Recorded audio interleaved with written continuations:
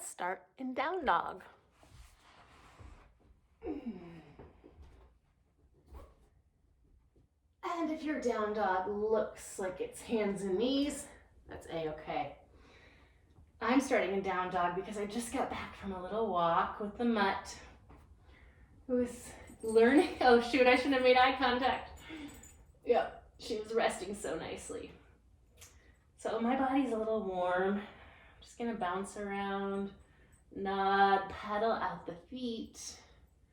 Let me get a little practice in before thing 3 gets home from school. Let's drop the knees now and lift up into cow. Lift heart forward, tail up. And exhale, cat the back to down dog. Let's do that 2 more times. Drop the knees, lift the heart, lift the tail. And cat the back, lift back up into down dog. Again, lingering if you find a juicy spot.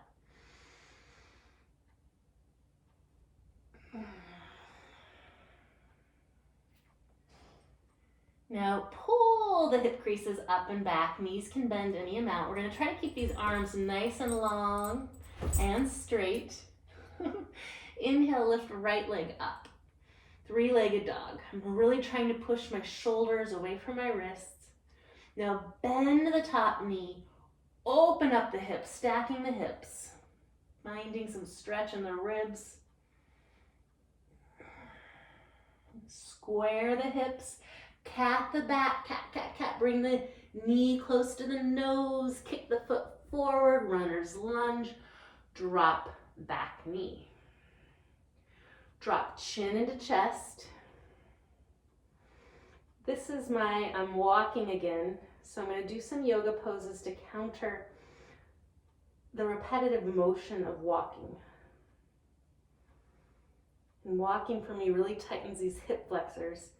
And being in this sort of Anjane B, but without the arms up pose, helps me to open up the hip flexor. And I'm dragging my front heel toward the back of the mat.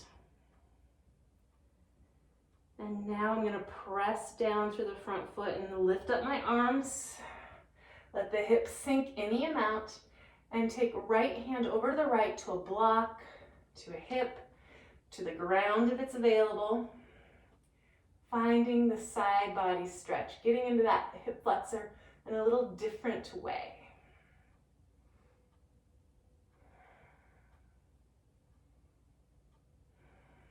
Pulling both arms back to sky. Now I'm going to lift my body toward the sky and back the hips up, coming into half splits. Pressing front heel into the mat. And I'm imagining there's a wall or a block. And I'm going to try to press these 4 corners of my foot equally forward. And again, I might drag this right leg, pulling the femur back into my hip. And then come forward, let the footprint land. Lift the hips, cat. Lift the front foot, step back to the dog. Inhale to pull forward to the plank. And build a little strength and heat here, adjusting if need be. Shoulders over wrists.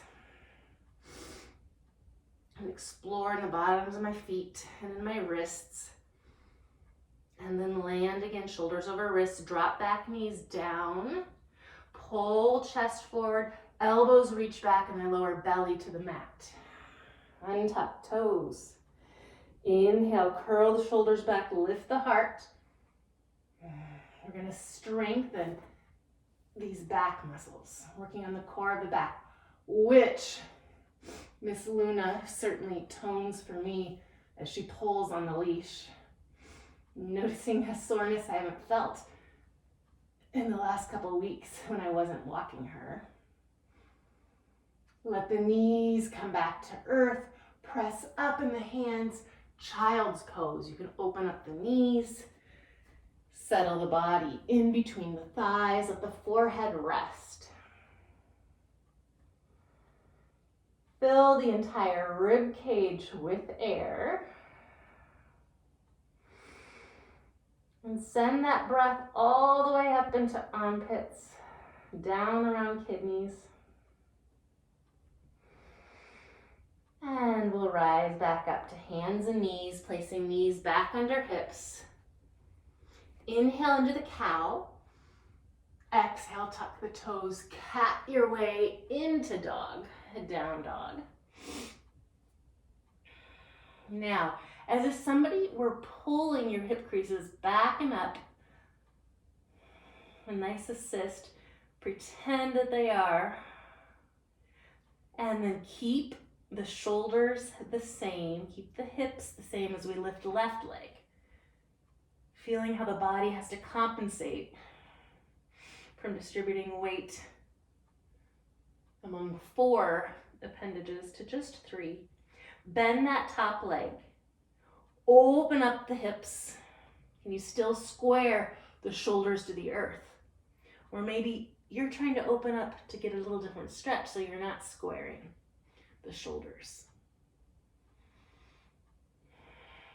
There are no rules, but it is helpful to inquire as to why we're doing what we're doing. Re-square the hips, cat, cat, cat the back. Bring the knee to the nose, kick the foot forward. Drop back knee. Drop chin into chest. Can you let that head get oh so heavy? Let the weight of the head stretch the upper spine. Stretch all the way down into the front of that right hip flexor. The back toes can be tucked. That helps me feel a little bit more stable than if I untuck. I feel like I can steer the body a little bit better. So maybe it's my practice to untuck. Stretch the top of the foot.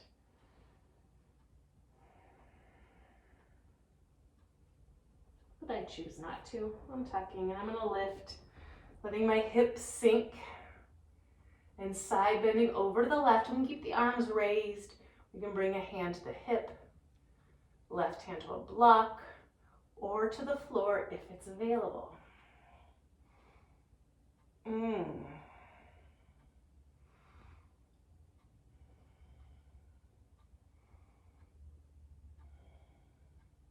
Lift arms back to sky. Bring hands down as we lift the hips and back them up.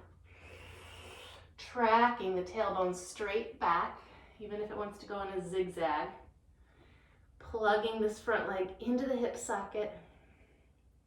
Pressing evenly between big toe ball mound, pinky toe ball mound, inner and outer heel forward like we do into the floor. And letting head hang if that feels good and right. And then we'll crawl forward. Lift back knee. And we're starting to cat the back, pushing the ribs to the sky. Lift front foot, step back.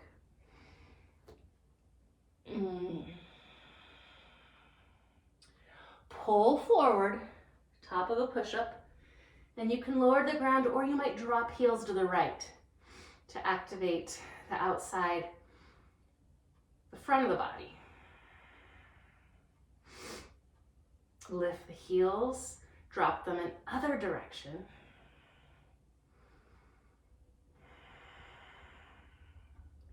Lift the heels, drop the knees or drop all the way down to the earth, pulling heart forward, elbows back.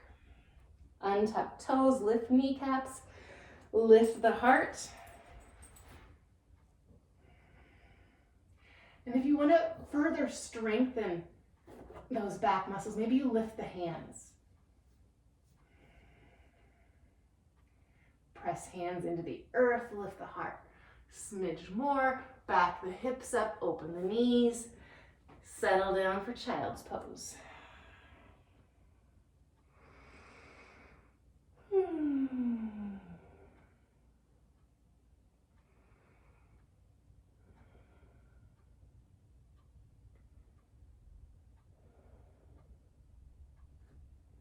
Rise back up, hands and knees. Bring the knees under the hips. Tuck the toes, down dog. And we'll take a nice, slow, easy walk, really feeling the soles of the feet to the top of the mat. And at some point, you may have to lift the hands. That's okay, we'll just keep walking till we get to the top, and then forward fold, let the head go. Knees can bend any amount at all. To release any pressure in the upper spine, we'll interlace the fingers and let the fingers rest on the bony structure at the base of the skull.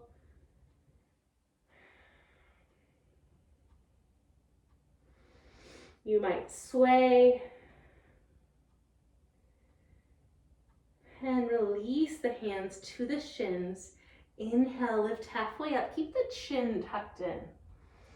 Exhale, fold. Feel the feet on the earth. Press all four corners into the earth as we inhale, rise all the way up. Reach for the sky if you want to add some balance. Lift the heels, really pressing the toes into the mat.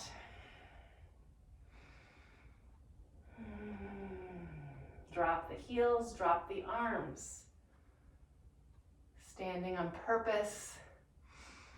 Reaching head towards sky, rooting feet into the earth, and spreading from left to right, from back of the body to the front of the body. Imagining you're taking up space in 360 degrees. Oh, I can see kids starting to walk home. We'll close this session. Open up the feet, sway the hips. And we're going to come into squat, bending the knees, lowering the seat, maybe heels lift, maybe you sway into your squat. Maybe as you're in squat, you acknowledge all the people that came before you, maybe not the last generation or the generation before that, but way back,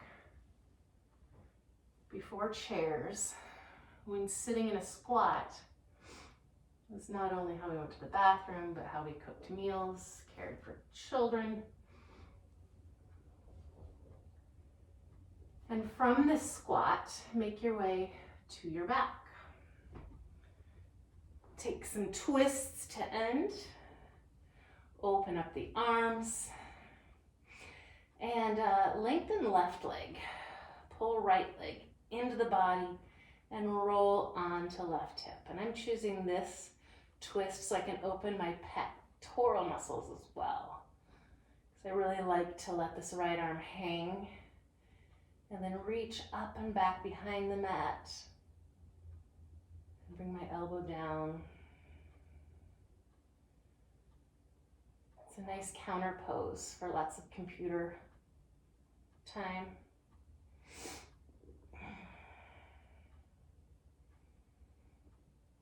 And then rolling back to the back.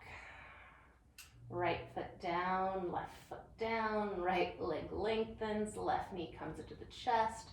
Roll on to right hip. And I'm choosing to let my left arm dangle and my left knee get heavy. And then play with this left arm. And there's no right or wrong to move or to take the twist as long as we're listening to the body. I can hear children's voices getting closer. I invite you to stay and play or to roll onto your back. I'm going to take one more symmetrical pose before my little cherub comes home. Hands to the earth. So I've got my feet palms and my hand palms to the earth. Lift hips, lift arms for a bridge. Roll it all down. Pull my knees into my chest for a nice squeeze. Happy baby.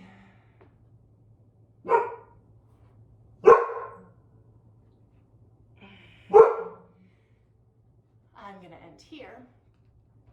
I encourage you to add on a Shavasana that works into your household right now.